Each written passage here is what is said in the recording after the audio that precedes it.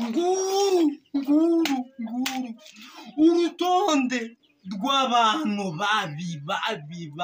babi mu buzima bw'abandi. Nguru ku mwanya wa mbere turasanga uyu muntu ni mubi. Niba uzi yuko uyu muntu uri mubi, niba uzi yuko uba uri kumwe n'inshuti zawe zikakugurira, wowe wabona akazi ukazikwepa, wowe ntabwo uriho, warapfuye.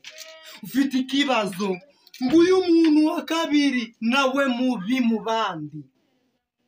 Niba uzi yuko uri umukobwa, umuhungu akaza akagutereta ukamwemerera, warangiza wajya mu nshuti zawe bakubaza ngo buriya ni sheri wawe, warangiza ati buriya ni imbwa simuzi, wowe nta mutima ukigira wakuvuyemo. Ngo uyu mwanya wa gatatu turasanga uyu muntu nawe mubi. Niba uzi yuko uri umuhungu ukaba utereta umukobwa ugira ngo muryamane, wowe uri imbwa, wowe uri imbwa, nta mutima ugira, uri n'indyarya. Ku mwanya wa kane turasanga uyu muntu nawe mubi. Niba uzi yuko ujya gusenga guhera ku wa mbere kugeza ku wa kabiri kugeza n'ikindi cyumweru, kongera ugatangira ikindi, warangiza ugasambana ngo uri gushuka Imana, wowe uri ikigoryi, ntabwo uzi yujya. Wowe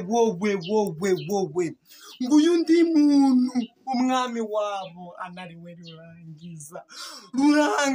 rurangiza nguyu. Niba uzi yuko ukorera amafaranga umunsi wa mbere ugatangira ukusa ukwezi, umwaka ukarangira 2-3, utari wahamere wawe wakongeje, wakubyaye, wagize ute, uri igihomora, wowe ntabwo uzi yujya, wowe mbuze n'umwanya nagushyiramo, wowe